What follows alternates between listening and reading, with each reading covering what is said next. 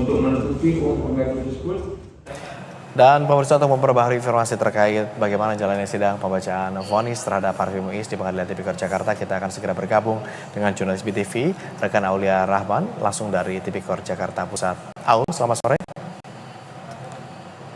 Vonis sudah dijatuhkan, Aul, tetapi vonis hakim ini kan jauh lebih ringan daripada tuntutan CPU. Apakah kuasa hukum Harvey telah mempersiapkan langkah hukum berikutnya untuk banding atau bahkan menerima putusan tingkat 1 ini?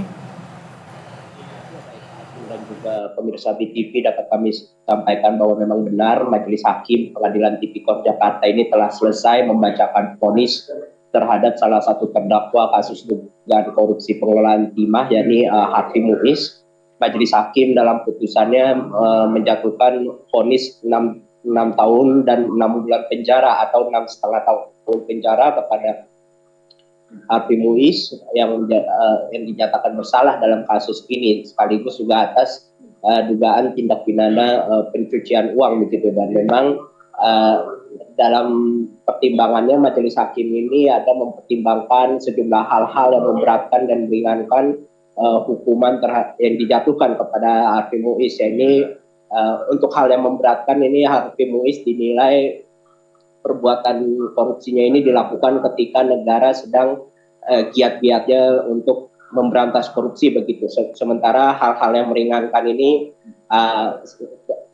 Harvey Muiz dinilai selalu bersikap sopan selama rangkaian persidangan berlangsung serta memiliki tanggungan keluarga. Dan dari Majelis Hakim meyakini bahwa putusan ini sudah memenuhi rasa keadilan yang ada dalam kasus ini begitu. Dan memang selain itu juga Harvey Muiz dalam putusannya ini dihukum membayar uang pengganti membayar denda 1 miliar subsidiar 6 bulan kurungan, serta juga dihukum membayar uang pengganti sekitar 210 miliar begitu. Nantinya harta bendanya dapat jika paling telat 1 bulan setelah berkekuatan hukum tetap ini tidak dibayar, maka harta bendanya dapat disita untuk memenuhi uang pengganti tersebut. Dan jika memang hartanya tidak mencukupi untuk membayar uang pengganti, maka hukumannya diganti dengan pidana penjara selama 2 tahun. Dan memang atas putusan ini baik tim penasihat hukum maupun juga jaksa penuntut umum ini menyatakan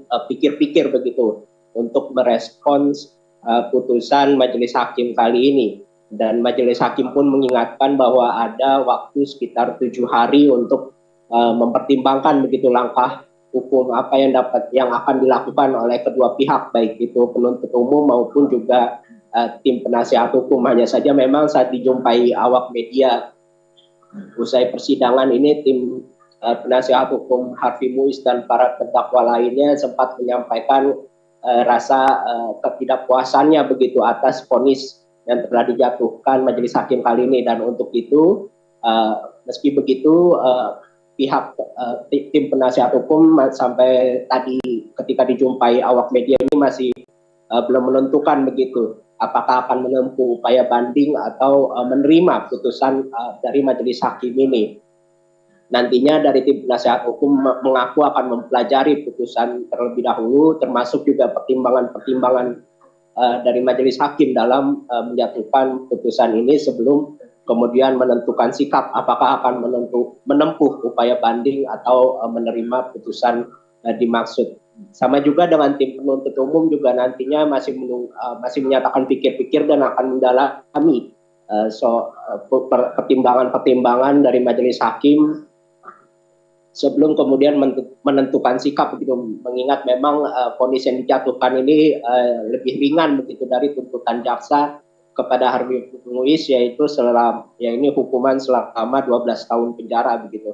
Untuk itu Majelis Hakim pun mengingatkan ada waktu 7 hari untuk kedua pihak untuk pikir-pikir sebelum kemudian menentukan sikap atas putusan yang telah dibacakan pada hari ini. Agung.